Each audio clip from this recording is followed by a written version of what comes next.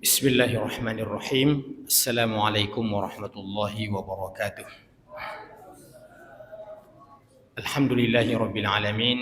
Wassalatu wassalamu ala asyrafil anbiya'i wal mursalin nabiyina Muhammadin wa ala alihi wa sahbihi ajma'in. Amma ba'd, jamaah salat maghrib yang kami muliakan. Kita langsung masuk pada lanjutan kajian kita, masih dalam surah Al-Fatihah ayat yang kelima. Pada ayat iyyaka na'budu wa iyyaka nasta'in, kita telah sampai pada definisi al-ibadah dan al-isti'anah. Al-ibadah diambil dari kata na'budu, dan al-isti'anah diambil dari kata nasta'in. Jadi kita mengatakan iyyaka na'budu wa iyyaka nasta'in, hanya kepadamulah ya Allah kami beribadah, dan hanya kepadamulah kami memohon pertolongan. Nah, ibadah ini adalah masih dalam bahasa aslinya, bahasa Arab. Jadi siapapun yang menggunakan kata-kata ibadah, maka itu asalnya dari bahasa Arab. Karenanya kita perlu untuk mendefinisikan hanya kepadamulah kami beribadah. Apa itu beribadah?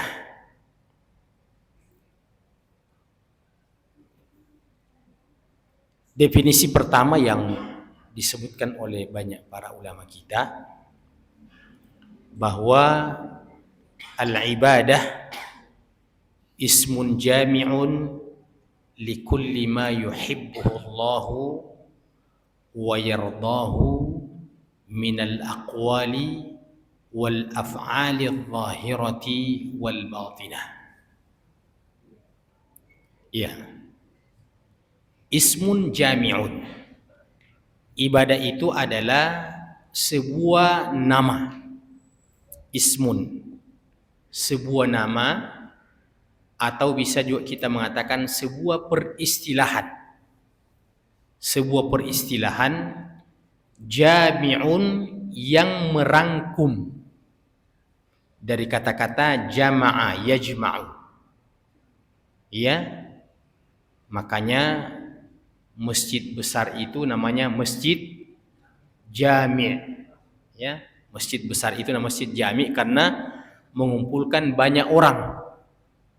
Kalau masjid-masjid kecil biasanya musalla.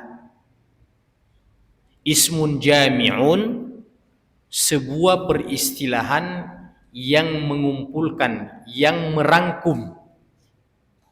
Berarti kalau mengumpulkan Tidak ada lagi yang tersisa, sudah terkumpul.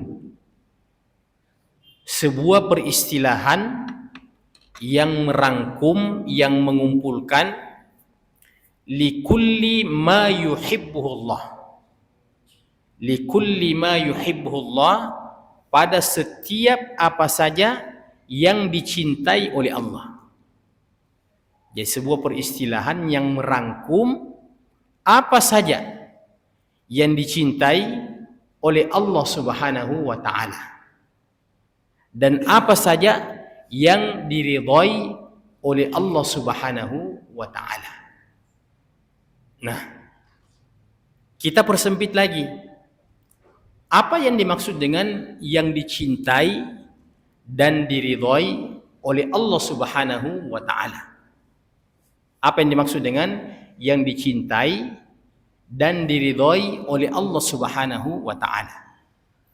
Yang pertama, yang dicintai dan diridhai oleh Allah Subhanahu wa taala, yang masuk urutan pertama, kalau memang ada ayatnya atau hadisnya dari hadis Nabi yang mengatakan bahwa Allah cinta dan Allah suka. Itu yang pertama, yang masuk urutan yang dicintai oleh Allah Subhanahu wa taala, yang merupakan urutan cinta pada peringkat yang pertama. Jadi asal ada kata-kata Allah suka, Allah cinta, Allah ridha, itu masuk dalam kategori ibadah. Kita sebutkan contoh langsung. Allah berfirman di dalam Al-Quran, innallaha yuhibbut tawwabina wa yuhibbul mutatahhirin. Innallaha yuhibbut tawwabina wa yuhibbul mutatahhirin. Sesungguhnya, dimulai lagi dengan kata penegasan. Bukan sekedar Allah cinta, tapi sesungguhnya Allah cinta. Coba, itu kata penegasan. Sesungguhnya Allah cinta. Benar-benar Allah cinta. Tidak main-main Allah. Sesungguhnya Allah cinta. Sesungguhnya Allah senang. Ya.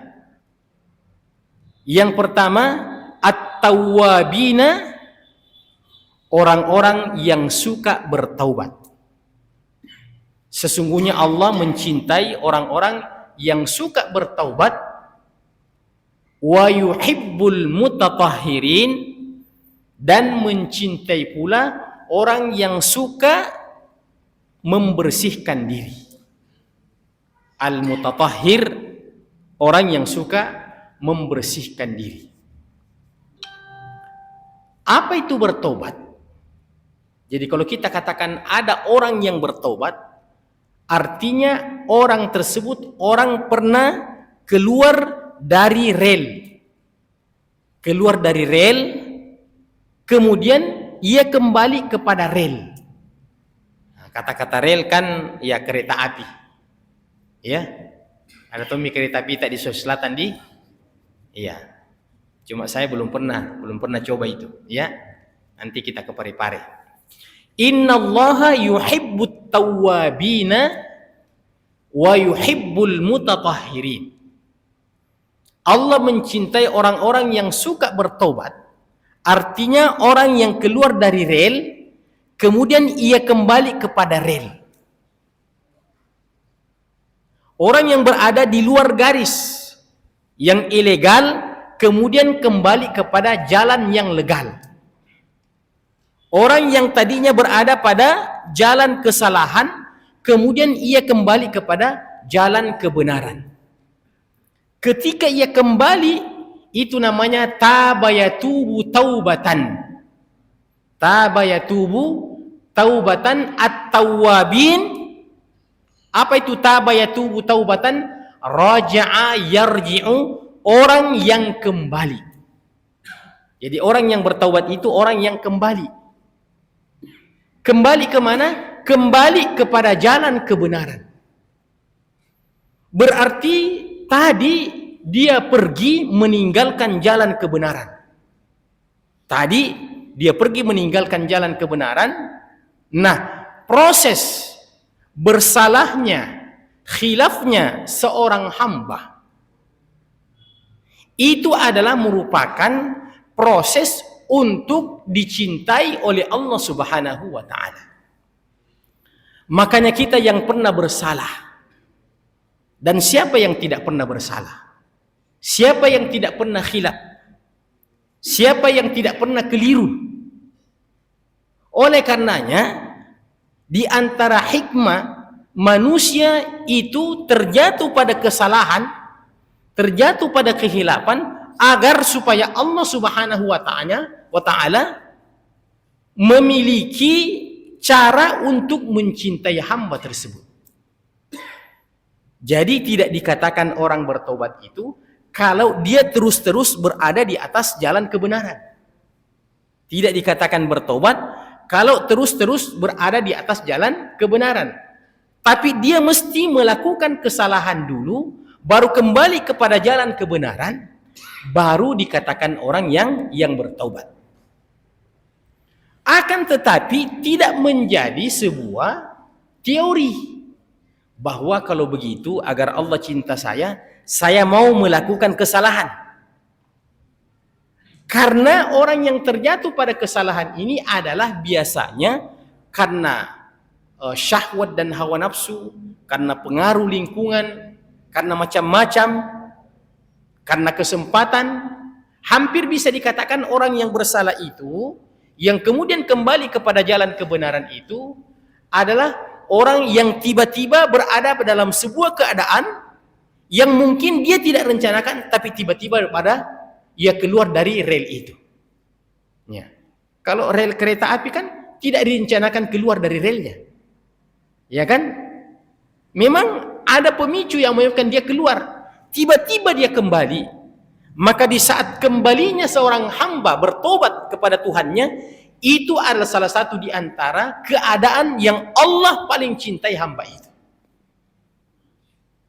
Nah, saya tambahkan lagi penjelasan hadisnya, agar kita yang pernah memiliki masa lalu yang kelam, kemudian kita kembali istiqamah sekarang ini, yang dulunya tidak mengenal yang namanya salat, tidak mengenal yang namanya masjid.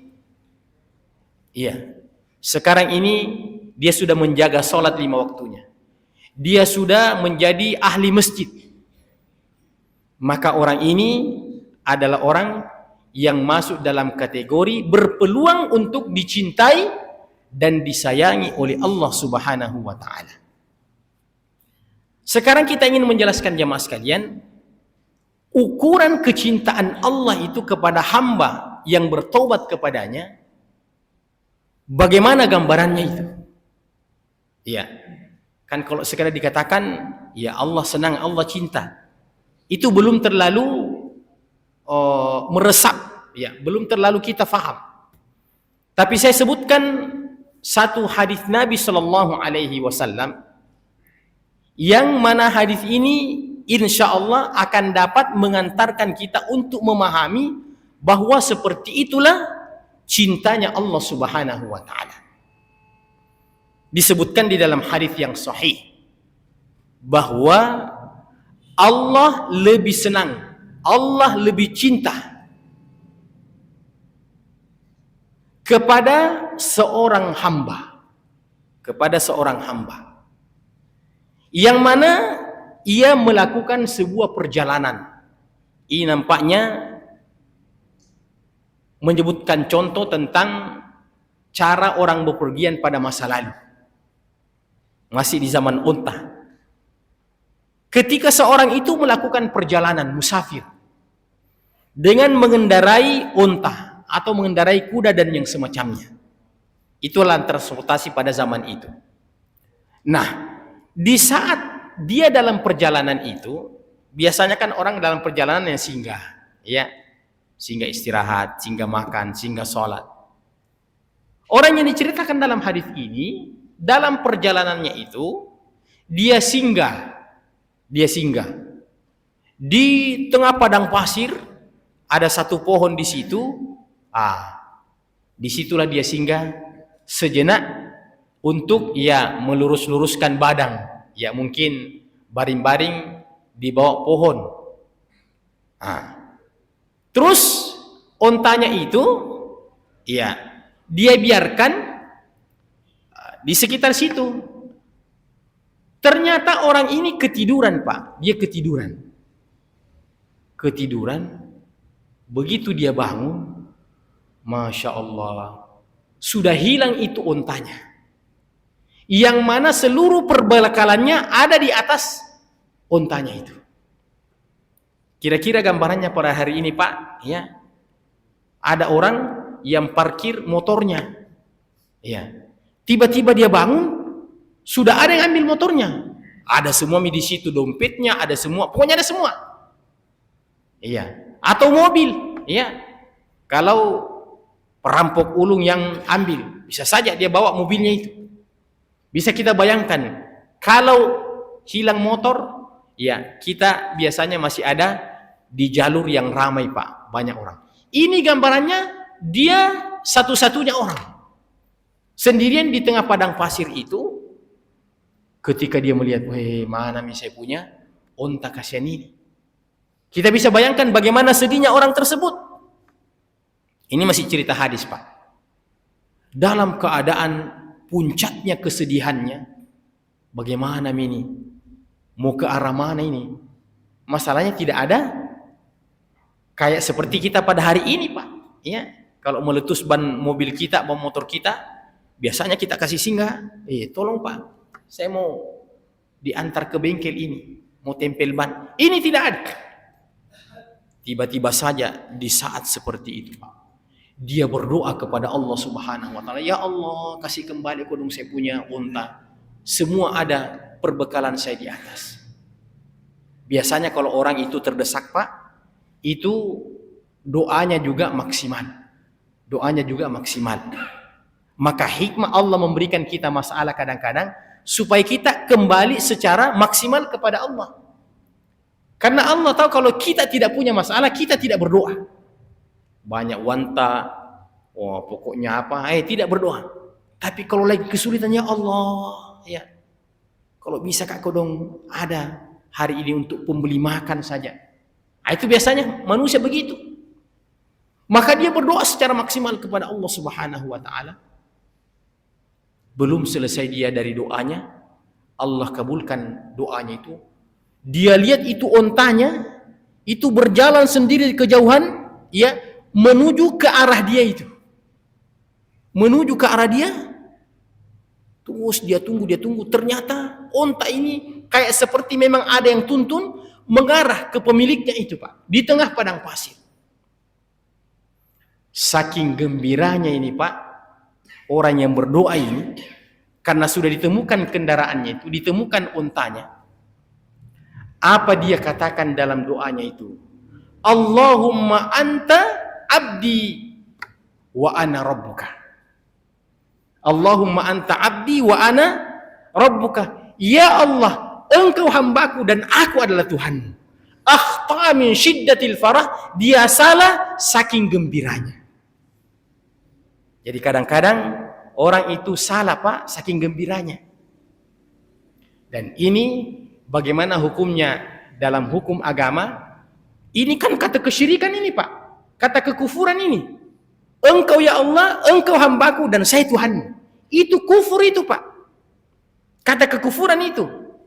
Tapi kalau orang tidak sengaja salah, umpamanya ada orang mimpi, Pak.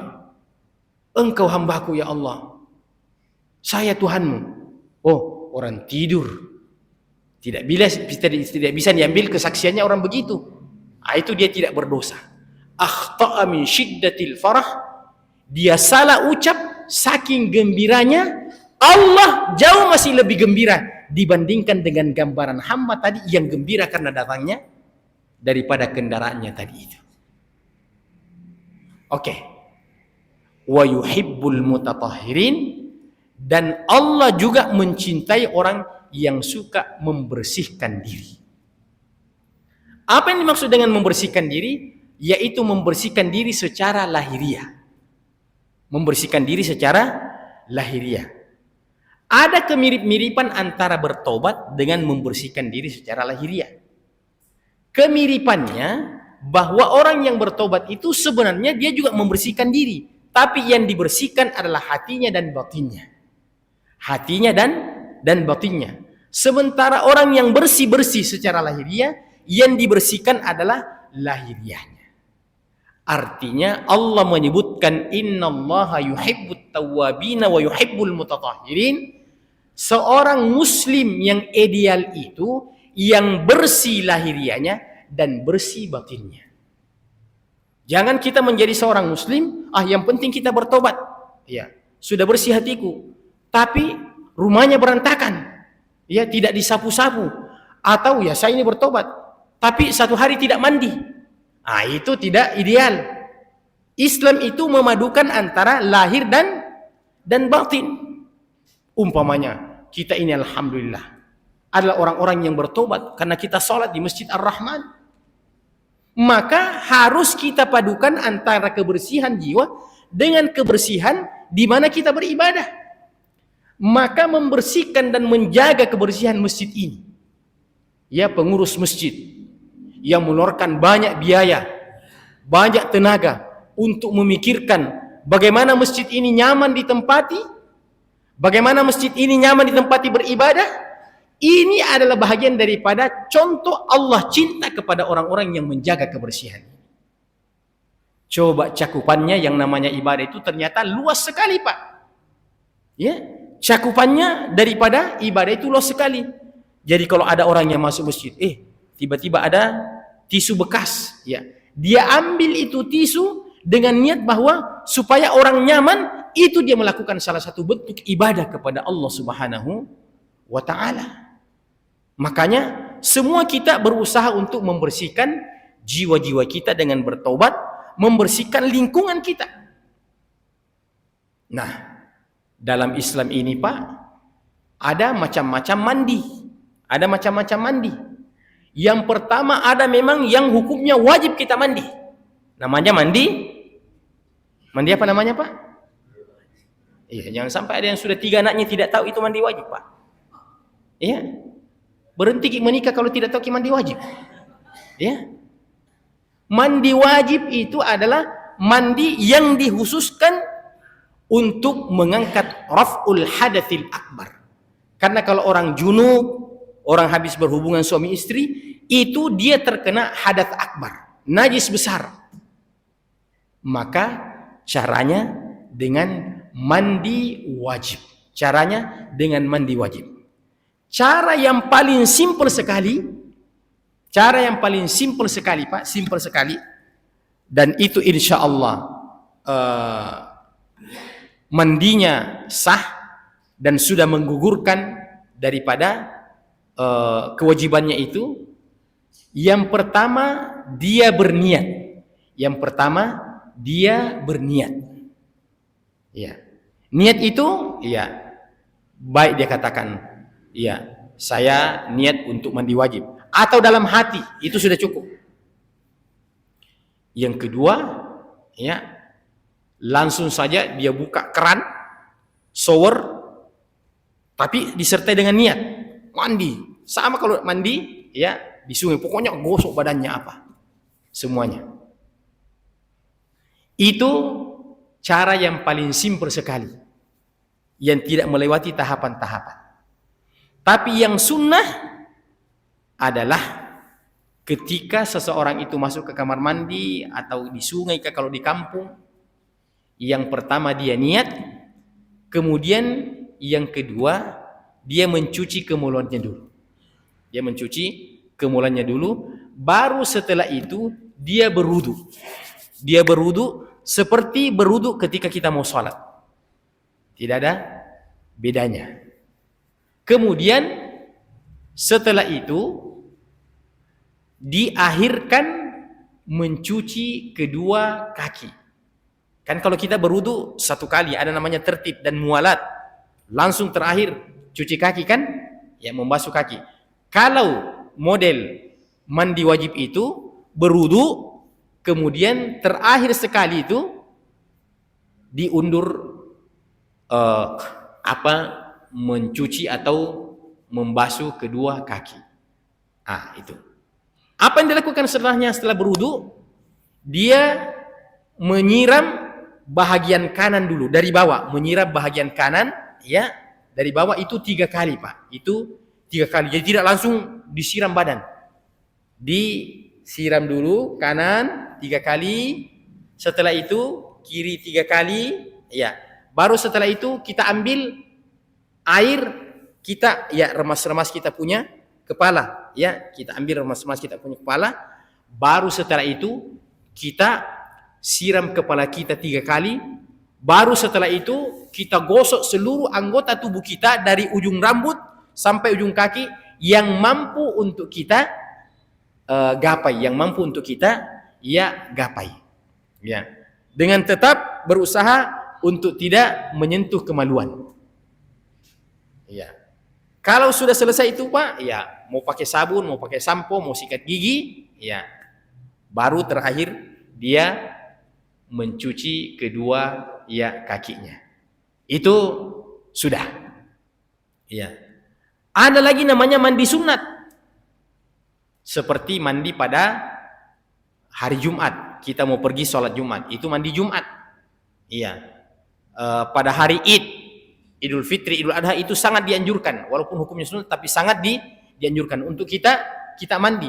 Semua ini pakai niat, semua ini pakai niat agar supaya mandi kita itu adalah bagian daripada ibadah.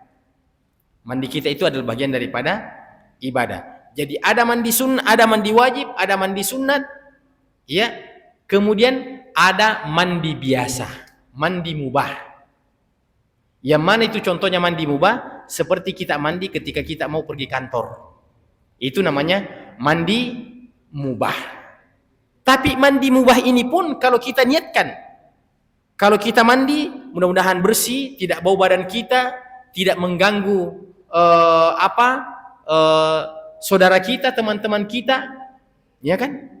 Jadi bukan sekedar bahwa kita mandi, tapi kita niatkan supaya orang tidak terganggu. Iya.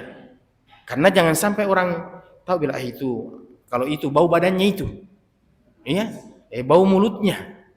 Ya, itu kita harus itu, Pak, harus jaga itu. Ya, harus jaga itu. Nah, kita sudah mau mungkin terlambat, ya. Dia mau masuk di situ atau masuk di situ, nah lihat bau badannya itu. Akhirnya dia cari shop yang lain, coba bayangkan.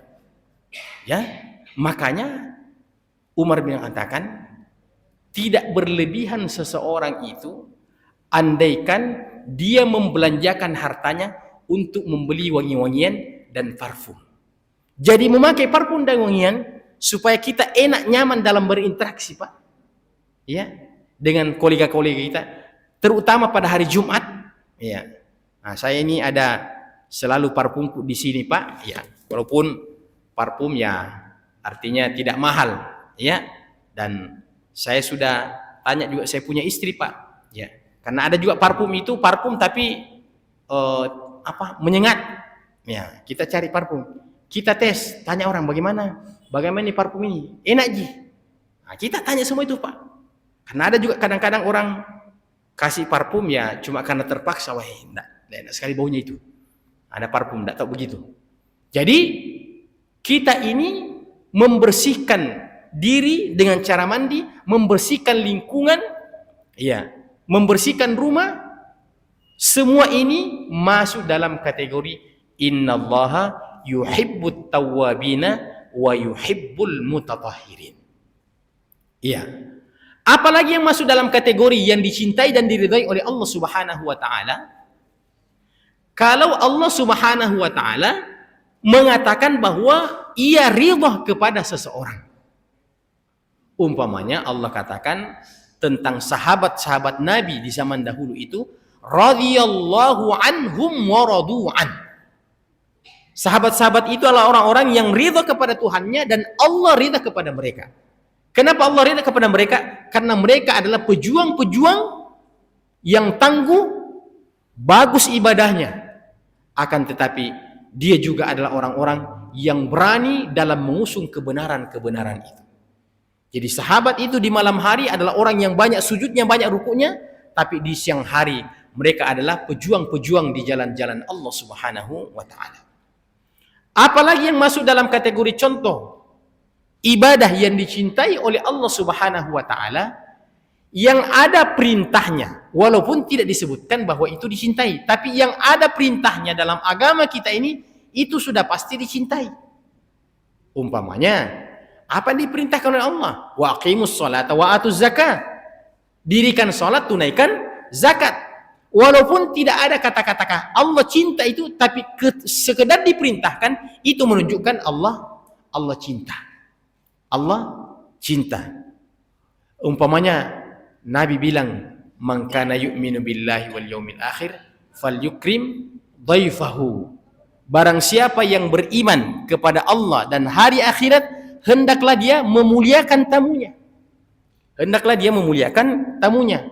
Memuliakan tamu ini, Pak, masing-masing kita punya tradisi, latar belakang bangsa, latar belakang suku. Iya, jadi tidak mesti bahwa harus sama caranya Nabi memuliakan sesama orang Arab. Karena kita orang Bugis Makassar, orang Indonesia punya cara sendiri, tradisi sendiri dalam memuliakan tamu. Maka apa yang dianggap baik dan itu disepakati, itu masuk dalam kategori ibadah semuanya. Nah, saya mau sebutkan contoh, Pak. Saya sudah pernah sebutkan di sini, tapi saya mau ulang lagi. Seperti contohnya umpamanya ada tradisi kita. Iya, saya tidak tahu apakah masih terpelihara ini atau tidak. Tapi itu orang-orang tua kita di kampung dulu. Kalau ada tamunya yang datang, itu ya saya biasa mengalami. Ibu saya panggil, "Sini Bahrun." Kan dulu itu di kampung, Pak, ya tidak seperti pada hari ini bilang ada terus kopi di rumah, ada terus, ya susah hidup itu. Ya, nah, ketika ada tamu di ruang tamu, itu sini dulu nak. Apa? Bilang pergi beli kopi dulu, pergi beli teh, pergi beli gula pasir. Ya, tapi nanti kalau kau datang bawa itu belanjaanmu, jangan lewat di depan, lewat di belakang. Nah, biasa kan rata-rata di rumah itu rumah kayu, rumah panggung, ada tangganya depan, ada tangganya di belakang. Nah, itu rumah Bugis biasanya. Jadi ibu saya bilang, "Jangan kau lewat di depan." Ya. Tapi saya tidak mengerti, tentunya saya ikut saja. Ya. Lewat di belakang. Ternyata saya analisa, saya pelajari, Masya Allah. Ini adalah akhlak yang walaupun tidak ada teks hadisnya, tapi ini adalah akhlak yang cakep. Maksudnya itu, kenapa kita disuruh jalan di belakang? Supaya tamu ini tidak lihat kita punya belanjaan, Pak. Jadi dirahasiakan itu. Dirahasiakan itu bahwa kita sementara mau menjamu tamu kita. Itu. Coba bayangkan kalau lewat di depan, Pak. Lewat di depan, dia bilang, "Tamu apa itu?" Bilang, gara-gara kita ini, Pak, nah saya sibuk ini. Ya toh? Nah, kan tidak, kita harus menjaga perasaannya tamu kita, Pak. Coba bayangkan. Lewat di belakang. Dan itu Masya Allah, sampai bunyi-bunyinya itu piring itu berusaha untuk diredam, jangan terlalu banyak bunyinya piring, bunyinya gelas. Ya, nah, itu orang-orang tua kita itu begitu, Pak. Ya, Masya Allah, tidak ada bunyi-bunyi. Keluar kopi, keluar pisang goreng. Enak kan, Pak? Sebagian kita pada hari ini banyak sekali bunyi-bunyi di dalam. Kita pasti ada yang keluar ini. Sampai terakhir tidak ada yang keluar. Iya? Nah, itu contoh. Ada lagi tradisinya orang Bugis Makassar. Ya, ini bercerita tentang masa lalu. Itu kalau dihidangkan makanan, Pak, dihidangkan makanan, ada tradisinya orang Bugis. Itu air minum, Pak, tidak langsung didekatkan dengan tamu kita. Paman di sini makanannya, kasih pindah-pindah ini jauh-jauh. Kalau perlu disembunyi itu, air, Pak. Ternyata orang Bugis Makassar ini, Pak, walaupun istilahnya tinggi suaranya, tapi ternyata halus sekali perasaannya itu orang Bugis Makassar. Apa filosofinya itu? Filosofinya itu bahwa kalau tidak ada air, tidak dekatkan air, itu isyarat bahwa silahkan tamuku bebas makan sekenyang-kenyangnya. Makan kayak sekenyang-kenyangnya. Makanya nih, Andriki. Kan begitu. Iya, itu. Jadi itu termasuk adab itu Pak, adab. Jadi jangan dibiarkan tamu itu sudah habis mie. Iya. Kita juga malu-malu nambah kalau tidak disuruh Pak. Ya, tapi kalau Andriki Pak, tambah Pak, tambah. Enak kita kan. Iya. Kalau saya itu Pak, aku bilang memang mie. Kalau saya makan itu nambah Kak Pak. Jadi kalau saya ke rumah tak baru kita diam-diam saja, saya malu-malu tongki nih karena tidak bilang tambah ki. Ya, bahkan kadang-kadang tambahi Pak. Toh, begitu. Nanti setelah tamu itu selesai makan, sudah bersih piringnya, baru didekatkan itu air minumnya. Ini saya rasa tidak ada tradisinya orang Arab seperti ini Pak. Tidak ada. Bahkan kalau orang Arab itu Pak, ya pengalaman saya, itu sadis kalau menurut kita Pak. Sadis. Karena kita itu makan dengan cara membuat lingkaran, ya buat lingkaran. Itu tradisinya orang Arab, kalau dia muliakan tamunya, dia tidak ikut makan sama-sama dengan tamunya. Kalau kita kan sama-sama ikut. Itu persoalan tradisi kebiasaan. Diambilnya itu, dia lihat itu. Oh, siapa yang kurang anunya, siapa yang kurang lauknya. Diambil itu Pak, diambil. Bahkan kadang-kadang itu dari belakang kita, dia lempar itu. Saya bilang kalau di kampungku ini lari pulang ini di pesta dikasih begitu orang. Sedangkan baik-baik caranya, kadang-kadang orang tersinggung, apalagi kalau dilempar. Tapi ternyata itu budayanya. Ya, itu tidak bukan buat dilempar kayak mangga Pak. Artinya, betul. Artinya ada nuansa keakraban itu nampaknya itu karena pertamanya itu saya tidak merasa nyaman, tapi lama-lama di sana terpengaruh juga dengan budayanya orang sana. Tapi ketika saya kembali, di Indonesia nih tidak boleh lagi lempar, jangan sampai di depan orang tua lempar juga, mentang-mentang dari Arab. Iya, itu Pak. Termasuk budaya kita namanya budaya tabi-tabi. Iya, jangan kita katakan wah orang Arab kan tidak tabi-tabi. Kalau orang Arab itu langsung saja Pak. Kita orang Bugis Makassar ada budaya kita tabi-tabi. Tinggal kita ukur. Jangan terlalu seperti orang ruku. Ya, tabi-tabi saja. Tabi Pak, tabi angkat-angkat sarung sedikit, ya nyaman. Semua ini Pak, semua ini adalah masuk dalam kategori ibadah kalau hal itu sesuatu yang menyenangkan antara satu dengan yang lain dan tidak ada pelarangannya di dalam agama. Kalau demikian, ismun jami'un li kulli ma yuhibbuhu Allah wa yardah. Minal aqwali wal af'ali adh-dhahirati wal batinah. Baik itu merupa perkataan ataupun perbuatan masuk dalam kategori ibadah, yang penting sesuatu yang dicintai dan diridhai oleh Allah Subhanahu wa taala. Jadi, apa perkataan-perkataan itu? Tentu saja ketika baca Quran, ketika berzikir, itu sudah pasti masuk dalam kategori ibadah. Tapi kita ingin contohkan ibadah ini dalam contoh perkataan. Andaikan pun kita sekedar berbasa-basi, dan itu tujuannya untuk memasukkan rasa kegembiraan ke dalam hati saudara kita, atau supaya orang itu tidak merasa asing. Iya. Apa contohnya Pak? Biasanya Masya Allah, dari mana ini Pak? Ya, dari mana? Dari sana Pak. Oh Masya Allah. Atau teman bilang, lama Miki, lama Miki datang. Apa juga gunanya? Kalau dia tahu lama atau tidak, tapi itu kan sekedar berbahasa-basi. Salam Miki teh. Pakai bahasa apa itu kan. Yang saya paling sering itu Pak, orang sudah jelas-jelas lihat kita sibuk, tidak mungkin kita bisa singgah. Singgah ki Pak, singgah ki. Kita mau ke kantor ini suruh singgah ki Pak. Kita juga saling memahami bahwa tidak mungkin itu maksudnya kita singgah betul. Itu sekedar basa-basi. Karena kalau kita singgah dia juga kaget itu Pak. Singgah ki Pak. Atau ada orang di Pak, ayo makan Pak. Itu basa-basi Pak. Kalau kita langsung ikut, kaget ya, makan betul ini. Kan? Itu namanya berbasa-basi. Basa-basi ini selama dalam koridor untuk saling memuliakan antara satu dengan yang lain, untuk saling memasukkan kegembiraan itu tidak ada yang keluar daripada ismun jami'un likulli ma yuhibbuhu Allah wa yardahu minal aqwali wal af'ali adh-dhahirati wal batinah. Nah, sampai di situ tentang definisi ibadah Pak, karena masih banyak variabelnya yang mesti kita sebutkan. Yang kedua, apa itu isti'anah? Wa iyyaka nasta'in, dan hanya kepadamulah kami memohon pertolongan. Yang dimaksud dengan isti'anah, al-i'timadu 'ala Allah fi jalbil manafi' wa daf'il madar.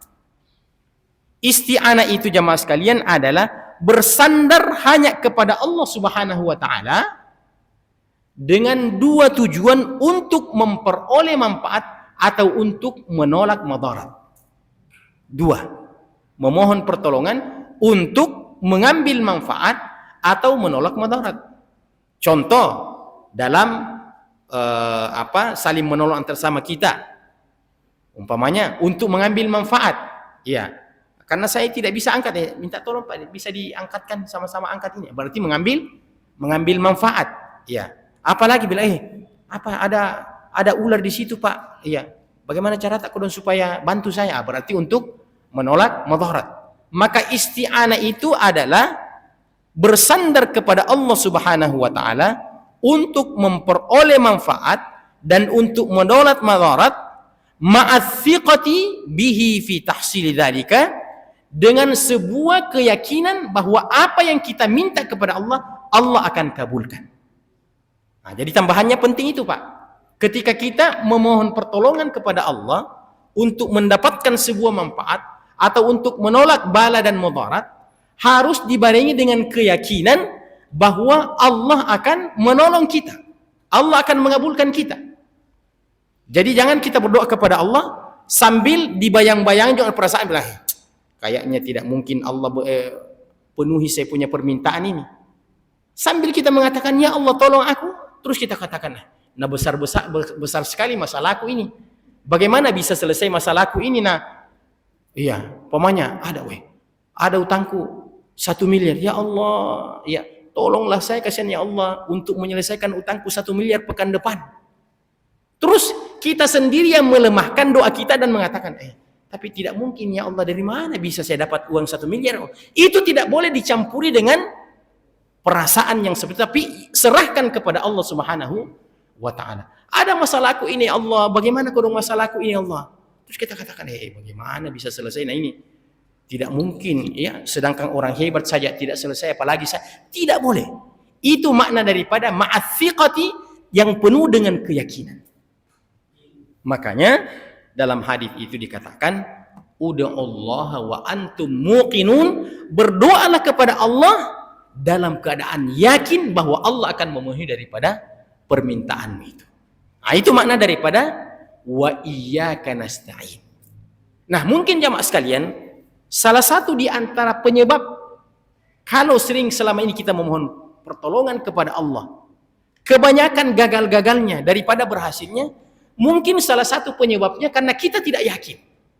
Kita tidak yakin. Terlebih dahulu ada dalam benak kita bahwa bagaimana bisa selesai ini? Nah ini sesuatu yang susah. Iya.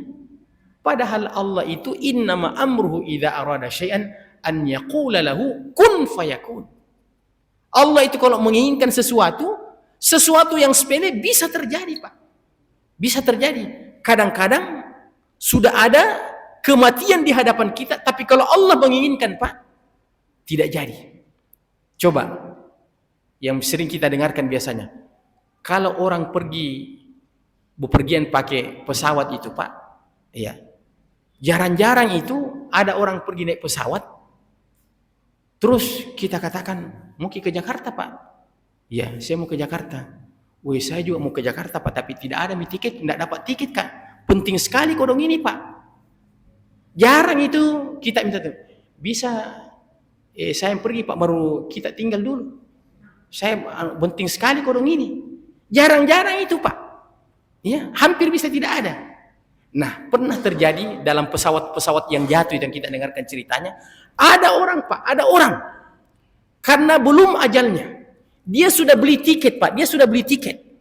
Untuk berangkat kemana? Ke provinsi mana waktu itu? Ya, kalau tidak salah waktu itu kapal Lion apa? Pesawat Lion. Ada orang yang sangat mendesak sekali Pak, bilang, weh bagaimana kalau ini?